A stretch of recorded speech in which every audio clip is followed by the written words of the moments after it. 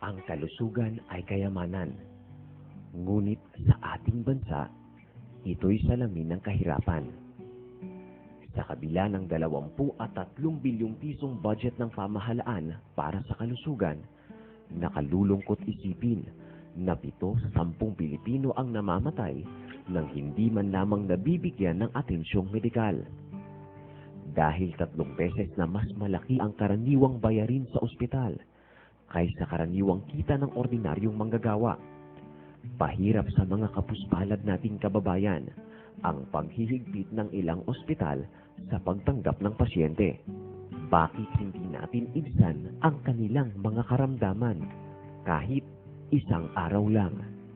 Kaya, kung sa isang araw lang, magbibigay ng libreng serbisyong medikal ang mahigit 60,000 mga doktor, makakaya nitong gamutin ang 9 milyong Pilipino na walang anuman sa isang araw lang.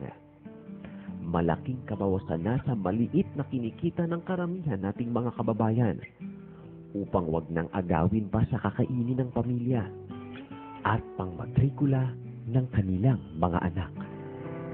Ang paggawa ng mabuti ay hindi magbubunga ng masama. Ito ang aming kampanya. Samantalahin natin ang mabuting pagkakataong ibinibigay sa atin ng Diyos upang gumawa ng kabutihan. Maaari natin itong pasimulan sa isang araw lang.